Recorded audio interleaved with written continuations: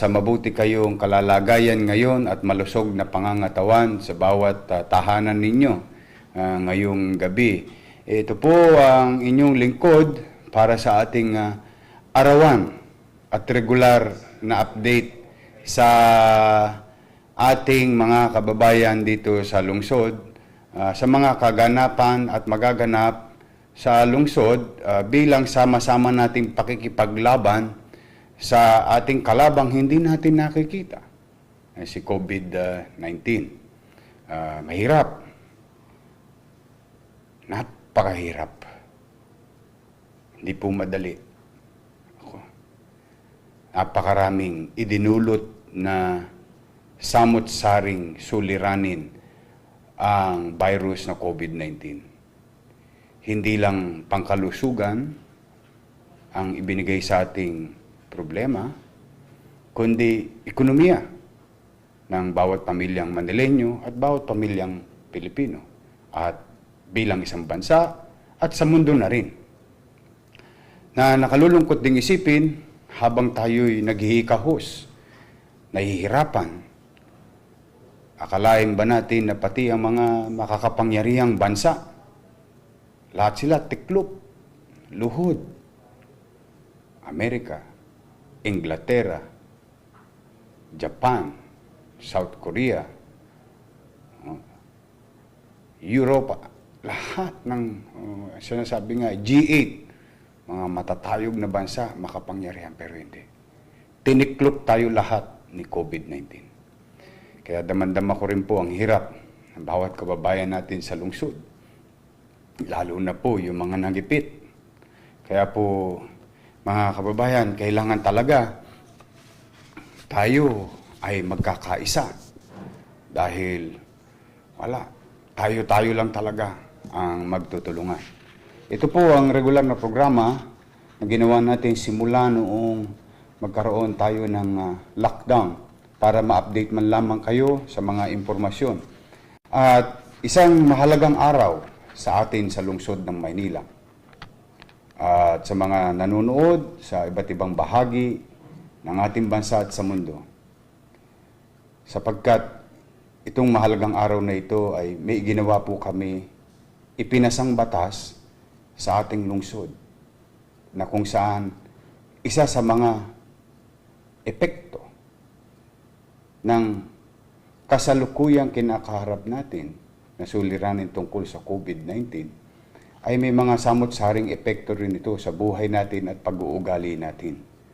Binabago tayo ang ating mga sarili, ang ating pananaw, damdamin towards the others or towards our fellow men. Kaya po, itong mga kwentong narinig ko na kung saan ang ating mga frontliners, lalo na ang mga nasa health sector, mga kwentong bukod sa sila ay nasakripisyo na, mga doktor natin nangamatay, nurse, nagkakasakit. Bukod sa kanilang ginagawang sakripisyo, nakatatanggap pa sila ng mga masasakit na salita galing sa ibang tao. Pinandidirihan pa ang iba, kinamumuhian, itinatanggi sa kanilang komunidad. Ganon din po ang mga pasyente na wala namang may gusto na sila ay mahawa o magkasakit, napandidirihan, kinamumuhian sa kanilang bahay, komunidad, barangay, syudad. Napakalungkot po, masakit, walang may gustong mangyari ito, walang gustong magkasakit. Pero naturingan na tayo bilang isang bansang Pilipinas ay napakarelihiyoso, napakamadasalin, napakabait sa Diyos.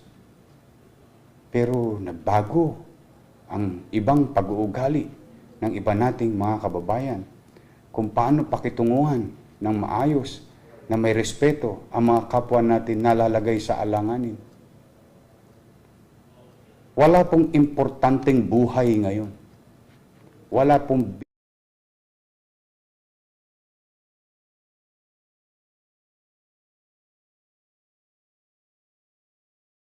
VIP ngayon. Wala pong masiglat sikat ngayon. Lahat tayo ay vulnerable. Lahat tayo pwedeng magkasakit. Lahat tayo pwedeng makaranas ng pait at sakit ng damdamin.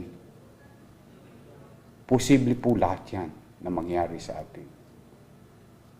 Sa pagbasa ko ng mga message ninyo, mga kababayan, halos maluhalo ako sa kwento ng iba.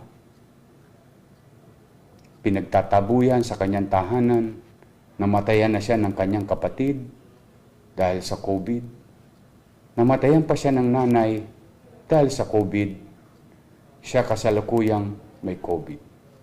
Mga istorya ng mga doktor na iniiwasan habang kumakain sa pampublikong kainan.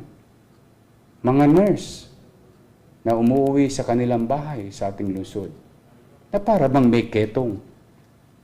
Masakit po mga kababayan. Masasakit ang mga kwentong ito ng mga PUMs, PUIs, COVID-19, nurse, doktor, or any other medical staff. Nakakalungkot. Biglang nagbago ang pag-uugali natin. Naging magagalitin tayo. Naging maiinisin tayo. Nawala ang pasensya sa atin. Nakalulungkot. Kaya bago pa lumala ang sitwasyon, mga kababayan, ay sana mga kababayan, ang pangunawa at malawak na kaisipang kaharapin ang krisis. Ang kalaban natin ay hindi doktor, hindi nurse, hindi mga nagkasakit, hindi yung mga kumikilos na galing sa pamahalaan at hindi pamahalaan. Gusto ko ibalik sa inyong mga kaisipan. Ang importanteng kalaban natin ay COVID-19. Kalabang hindi nakikita. Kaya kayo mga nanonood, mga kababayan, ay hinihikayat ko na huwag tayong maging mapaghusga. Huwag tayong magsasabi ng masakit na salita o gagawa ng mga pagkikilos na nakakapanakit ng damdamin, lalo na sa mga sektor na binanggit ko. Malungkot. Huwag natin silang sisisihin na sila ay na-expose dahil wala naman pong nakakaalam. At ang paniwala ko naman, higit sa lahat, marami sa inyo ay sumusunod, nakikiisa, nakikipagtulungan. Kaya po, mga kababayan, ang inyong lingkod ay aking pinakinggan ang mga damdamin ng mga nasaktan. Kaya ako po ay sumulat kay Vice Mayor Hani Lacuna at kay Majority Floor Leader Joel Chua at 10 na mga kasamahan natin sa Konseho ng Maynila na magkaroon ng bagong batas na papairalin sa lungsod ng Maynila. At para maiwasin na rin ang mga ginagawa ng ibang chairman o ibang opisyal na nag-a-announce, inuunahan pa ang announcement ng opisyal na talagang nagbibigay ng tamang datos, which is in this case, ang DOH, or in our case, as local government unit, MHD, and yours truly. Nakakalungkot. Ang sakit-sakit po pag binabasa niyo po yung mga sulat nila. Pero ngayon po, para bilang paghahanda, post and during COVID-19 crisis, your city government prepared a new law and passed it today. And tomorrow it will be published and it's going to be implemented. And let me read the new law in the city of Manila.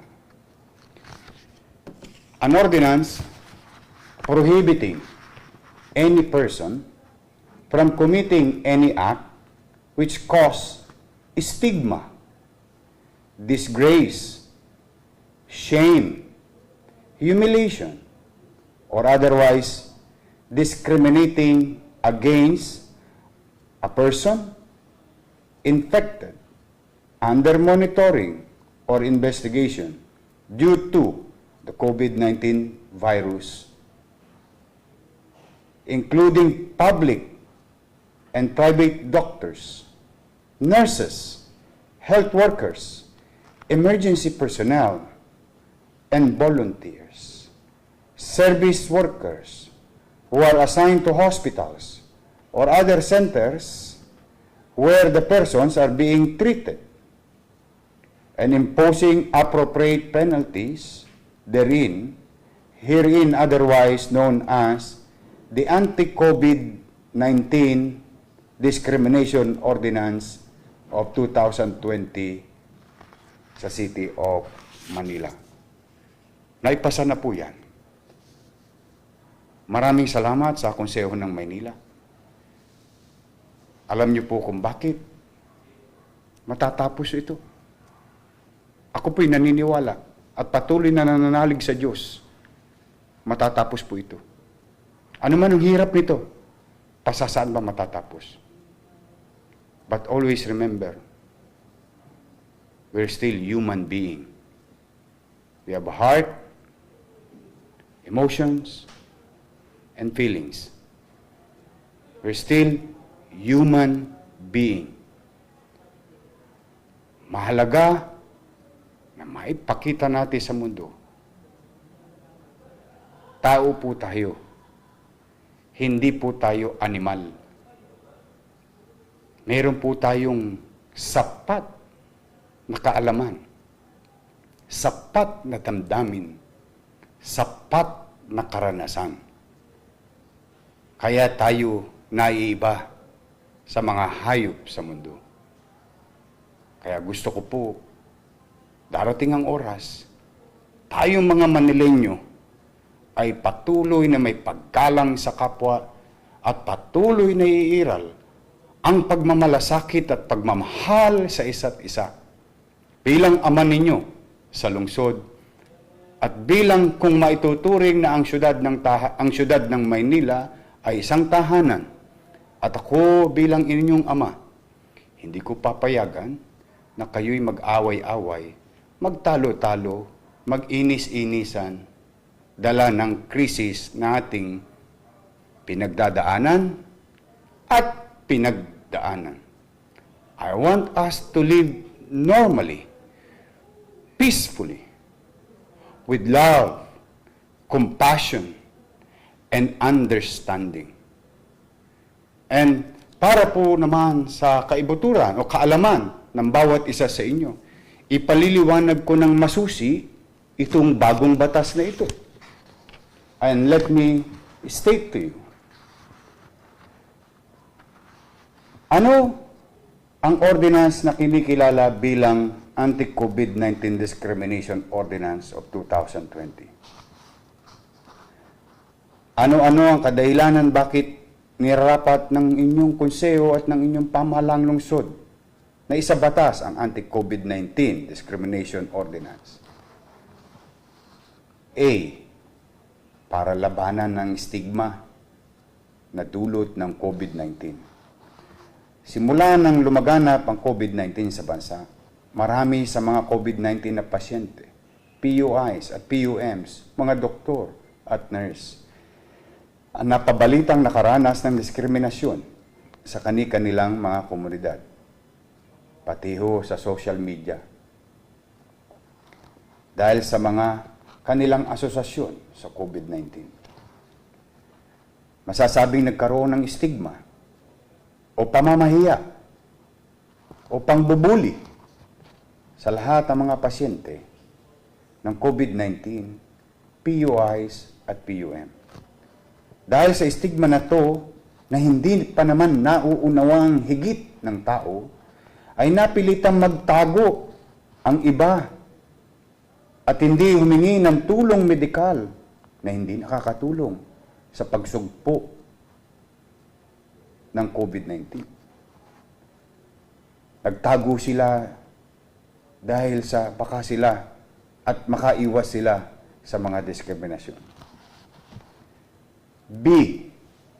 Para mabawasan ng takot, hysteria at paranoia.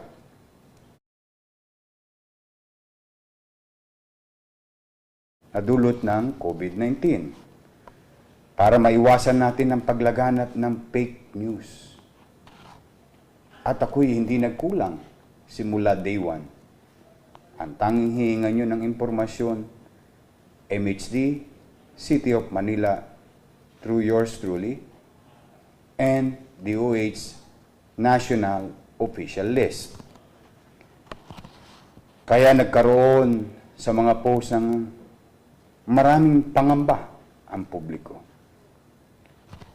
Ngayon, mga kababayan, ano po ang mga pinagbabawal sa bagong batas sa lungsod? Under Section 3 of the Anti-COVID Discrimination Ordinance of 2020, the following are unlawful acts. 1. Committing any acts. Yun po. Anong mang uri ng diskriminasyon o mga salitang makasasakit ng damdamin. Making utterance. Ito po yung mga chismis.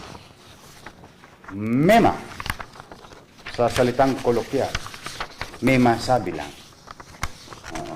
Partikular sa doktor at may sakit o frontliners, which cause or tend to cause any of the following: stigma, disgrace, shame, humiliation, and discrimination. Sino ang mga posibleng offender against possible offended person? Sino-sino po sila? Persons infected of COVID-19, patients under investigation, persons under monitoring, health workers, and all frontliners. So, ibig sabihin, halimbawa, minsan, si Tanod, inutusan ni chairman, pumunta sa isang posibleng pasyente, at bandang huli siya'y pinandiriya na rin. Bawal po yun. Na-o-offend po sila. Makasasakit po ng damdamin yan. Kasi po ang barangay, police, at health workers, and all medical professionals are frontliners in this fight against COVID-19. Sino-sino ang mga health workers? Under Section 2 of the Anti-COVID Ordinance, Anti-COVID Discrimination Ordinance, health workers are those who deliver care and services to the sick and ailing, including but not limited to doctors, nurse, hospital and clinic aides, and laboratory technician. Kasi po, may isa pong kwento. No? Lab tech. Kumakain sa restaurant. Naka-uniforme. Iniwasan po siya ng mga kasama niyang kumakain. Sino-sino naman ang mga frontliners na iba pa na nabanggit sa ordinansa? Officers and members of PNP, AFP, PCG, and government workers rendering emergency frontline services, border control, and other critical services. Frontliners in the private sectors, service workers who are working in private establishment, providing basic necessity and activities related to food and medicine production. Example, public market, supermarket, convenience store, and groceries. Hospital and medical clinics and pharmacies and drugstore. Ibig sabihin, pati yung mga nagtitinda sa mga palengke, bigla silang kinamuhian. Sakit po yun. Food preparation and delivery services, water refilling station, manufacturing processing plants of basic foods and products and medicine, banks, money transfer services, power, energy, water, telecommunication supplies and facilities. Ano-ano po ang mga pinagbabawal sa Section 3? Ito po ingatan niyo po ito, mga kababayan. Refusal or failure of public official to give assistance. Ibig sabihin, no? Kami po, tumanggi yung aming mga ospital. Bawal po yun. Bawal tumanggi sa mga pasyente kasi may mga napaulat. Pati sa private hospital, may pagtanggi ng mga pasyenteng PUI. No? Bawal po yun. Pinagbabawal po yun. At yung mga nag-positive. Making, letter B, making public claims by any person is infected, is under investigation or monitoring due to COVID-19 without any official validation from authorized health officials, agencies, or department. Ano pong ibig sabihin nun? May nagkwento sa iyong kapitbahay mong chismosa na yung isang kapitbahay mo may COVID-19. At ang sabi nun, siya lang ang nagsabi. Oo, bawal po yun. Kasi ang makapagsasabi lang na ang isang tao ay COVID-19 positive ay yung mga itinalaga ng pamahalaan. Ano-ano ang kaukulang parusa? Sorry. Let me reiterate that.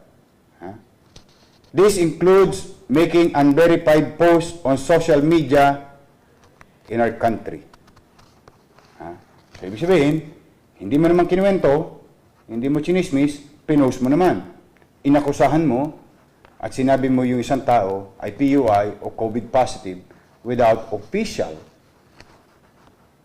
verification from our agencies.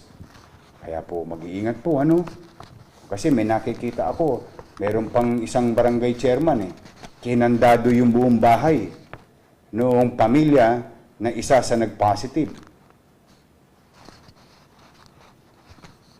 Asan ang puso natin?